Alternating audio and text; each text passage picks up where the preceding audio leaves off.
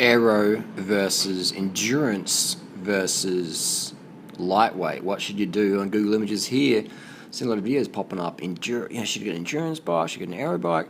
First of all, if you want the best ever cycling book ever written, there's a link in the description. My cycling ebook is the best ever written. I tell you exactly what bike to get and why. If your goal is weight loss, your goal is increased fitness, get a copy of my cycling ebook. It's all the current latest bike buyer's guide, all the tips, how to use a power meter, and it's written in really, really simple terms.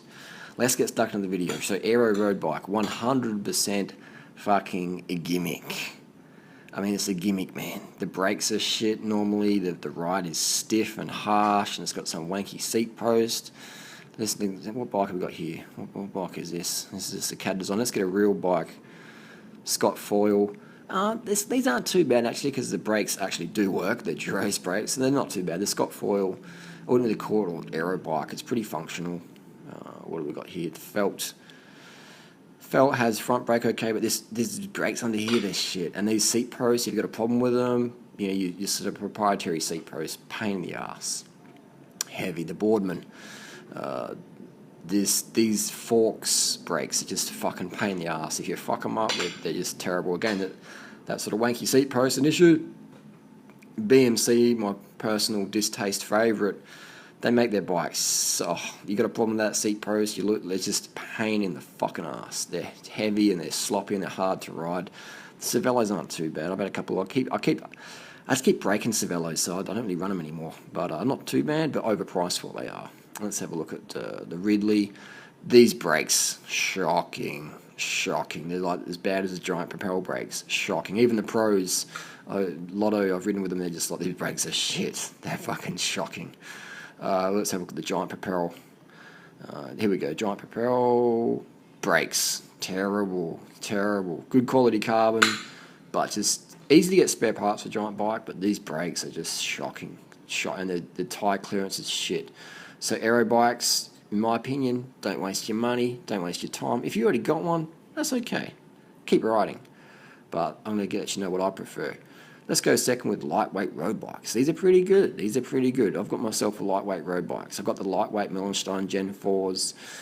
But the problem with these frames is they are quite light. They're about 800 grams or less. So if you do drop them, expect them to crack. If you crash them, expect them to snap. If you put them in a clamp or something like that, expect them to pop. If you do your drink bottle cages up too tight, expect the rivets to pull out the frame. They're very brittle, very fragile. Can be quite flexy. The best lightweight carbon bike is the Giant TCR. There's no comparison. Giant TCR is the most comfortable, it's the stiffest, it's the lightest of the lights. But it's the most practical as well. BH aren't too bad, but the Giant TCR, you know what I feel about that. Anyway, let's go for one of my personal favourites is the endurance road bikes. Now, why do I like these bikes? Because you can do everything on this. Let's just clear something up with the aero category. They don't make you faster, man. If your hemoglobin's 200 and you're pushing out fucking 7 watts per kilo for 30 minutes on the flat, it doesn't matter what bike you're riding. As long as the tyres are pumped up, you're going to flog every motherfucker who's behind you. You're going to drop them on the flat. So let's just understand that Aero is a fucking gimmick. Race crits. Yeah, but when you're in the crit, man, you're in the draft. You're in the bunch. You're in a fucking Aero bike. Look at the fastest stages ever. Mario Cipollini on just a fucking CAD 4 or CAD 3. It's all about your hemoglobin values and positioning yourself in the bunch and being carbed up. Anyway, endurance road bikes. This is one of my favourites. Is the Giant Defy. Giant Defy. I've actually got 2 of these bikes. This identical bike, the ISP seat post, a little bit of a pain in the ass, not too bad, but the disc brakes are really good. The Shimano, etc. But my gripe with the endurance road bikes is generally the gearing is shitty. Not shitty in quality, but shitty in ratios. This is a 50-34, and it comes stock with a 28 in the back. On my Defy, I've got a 32 on one, and a 40 on the other, and I put mountain bike cranks on it. So there you go. And my gripe with these super light frame, this is lighter than the TCR. So the Giant Defy really is a fucking insane bike. You could race Tour de France on this, no worries. It can fit 28mm tyres. It doesn't have fender options. It would be cool if Giant had like a little fender setup. We're almost getting there. Well, the perfect bike is probably a Giant Defy with like clearance for 32mm tyres and fenders, and mountain bike gearing and compatibility issues. That's the dream. The Giant Defy alloy. has been replaced this year with a Contend. I'm going to go to Australia soon for some reviews on giant bikes, so I'll do a review on the Contend. This is a giant Defy, and it does have the rack option. It's an alloy frame, good quality.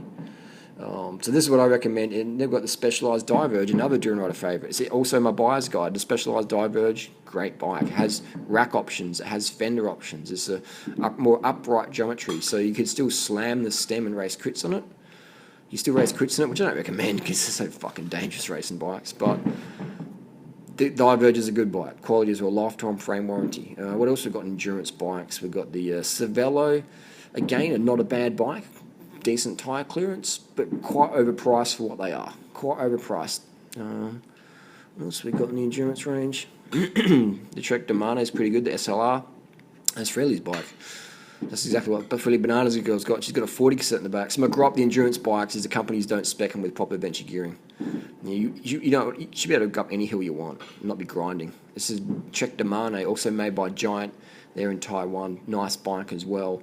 And the SLR is another favourite of mine because it can have big tyres on there, 32mm tyres or 28s with fenders. So my pick of the bunch is the endurance road bikes because you can do everything on them. You can race crits on them. You can do everything on them.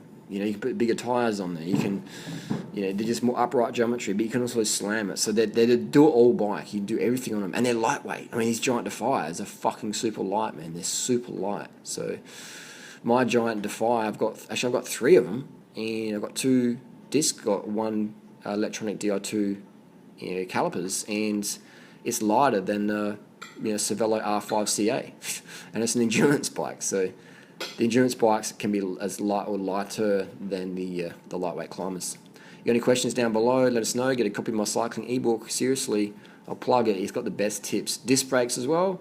I do recommend discs. Discs aren't essential, but if you're a female rider, got small hands, the hydraulic discs are exceptional, and I would highly recommend them. Highly recommend them.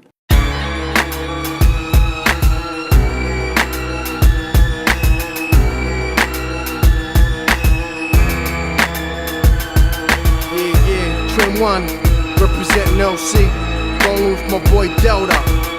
Mark B on the track, Prowler, Motions. Do this shit. Your end is near, my pen's feed across the land. And on the script, uncut bricks of contraband. My understand's intact, yours is tattered. I rap like I'm trapped, scratching it.